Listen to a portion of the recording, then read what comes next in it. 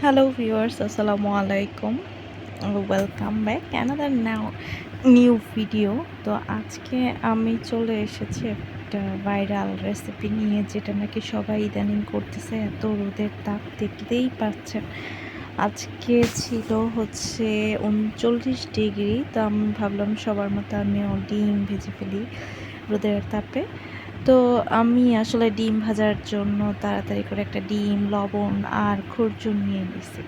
এর আগেই আমি অবশ্য চিন্তা করতেছিলাম এগুলো করব আজকের দিনটায়। তো আমি এই যে ছাদে চলে আসছি। ছাদে প্রচুর রোদ, দাঁড়ায় থাকা যাচ্ছিল না, অনেক গরম, পা পুড়ে যাচ্ছিল, এরকম একটা অবস্থা। তো আমি সুন্দর মতো স্টার্ট শুরু করে দিছি। এই যে কড়াইটা দেখতেছেন, এইটা এখন থেকে প্রায় 3 থেকে 4 ঘন্টা আগে আমি ছাদের উপরে দিয়ে গেছিলাম, যেন এটা গরম হতে থাকে। যদি না হয় তাই আমি ভাবলাম একটু আগের থেকেই দিয়ে যাই। তা আমি এটার মধ্যে হালকা একটু তেল ব্রাশ করে নিয়ে গেছি, যে জাস্ট আমি দেখবো আসলেই কি ডিম ভাজা হয় কি না। তো এই যে আমি ক্যামেরাটা সাইডে রেখে ডিমটা এখন দিব। এই যে ডিমটা দেখতে পাচ্ছেন, এটা আমি ভেঙে দিয়ে দিচ্ছি অলরেডি। দেওয়ার পরে এই যে দেখেন আমি ওয়েট করতেছি যে ডিমটা হতে থাক, আমি দেখি কতক্ষণ লাগে।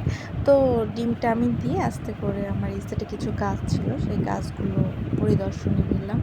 দেখলাম এখানে মরিচ গাছগুলো শুকিয়ে গেছে। আমি সকালবেলায় পানি দিয়ে গেছি, তো দেখতেই পাচ্ছেন শুকিয়ে গেছে। এখানে পুদিনা পাতা গাছ, এখানে পুঁইশাক গাছ, মরিচ গাছ আবারও, মানে আমি মরিচ গাছ অনেক দিছি লাগায়া। আর এটা হচ্ছে লেবু গাছটায় আসলে লেবু ধরাই ছিল। আর ওই যে ডিমের খোসাটা আমি লেবু গাছের গোড়া দিয়ে দিচ্ছি। এখানে কিছু ঢেঁড়স গাছের চারা বুনছিলাম, সেগুলো উঠছে। আর এইটা হচ্ছে আমার বেগুন গাছ। এই বেগুন গাছগুলো আমি নার্সারি থেকে কিনে নিয়ে আসছি, বলছিল অনেক ভালো জাতের বেগুন। তো আমি এই বেগুন গাছটা লাগাই দিছি। এই দেখেন একটা বেগুনও আসছে, ভালোই মাশাল্লাহ বড় হয়েছে। 5টা গাছের মধ্যে 3টা গাছে আলহামদুলিল্লাহ বেগুন আসছে, আমি দেখলাম ভালোই।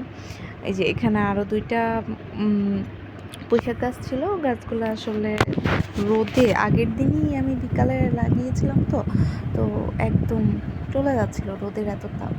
তো এগুলো করার পরে এরপর আমি ডিমের দিকে আবার একটু নজর দিতে গেলাম। দেখি যে ডিমের অবস্থা তো খুবই ভয়াবহ, কোনো কিছুই হচ্ছে না। আমি কি এটা ভাজবো আর কি খাবো, এই চিন্তা করে আমি নিচে চলে আসছি ডিমটা নিয়ে আসতে করে। এই দেখেন কড়াইতে এখন আমি চুলার জালটা ছেড়ে দিব, কারণ ডিমটা আমার নষ্ট হয়ে যাবে। তো আমি নিচে দেখেন ডিম চুলাটা জ্বালিয়ে দিছি, আর এখন ডিমটা আস্তে আস্তে হয়ে যাবে। তো এ থেকে আমরা এটাই শিখলাম যে আসলে ভিডিও দেখে বা ফেসবুকে কোনো কিছু দেখি যে সেটা বিশ্বাস করতে হবে এমনটা না। তবে হ্যাঁ, কড়াই অনেক গরম হয়েছিল, যেখানে হাত দিয়ে ধরে রাখাটা একটু টাফই ছিল। তো যাই হোক, আমি আর কখনো ভিডিও দেখে কোনো কিছু বিশ্বাস করব না, এটা আমি প্রমিস করে নিচ্ছি। আমার ডিমটা ভাজা হয়ে গেছে প্রায়। তো আমি একটু খুরচুন দিয়ে নেড়ে টেড়ে এখন নামিয়ে ফেলবো। যদিও আমার ডিম ভাজাটা খুবই খারাপ হয়েছে, ডিমটা ভেঙে গেছে। তো এই যে দেখেন আমি হালকা একটু তেল দিয়ে লবণ দিয়ে এটাকে পোস্ট করে তারপর নামায় ফেলবো। এরপর ডিমটাকে আমি খেয়ে ফেলবো।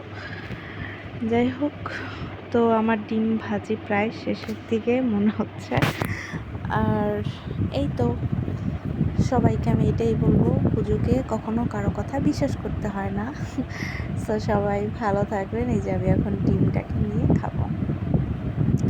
সো সবাই ভালো থাকেন, সুস্থ থাকেন, আর এই গরমে বেশি বেশি করে পানি খান, ঘরে থাকেন, এটাই আমি আশা করি। আসসালামু আলাইকুম।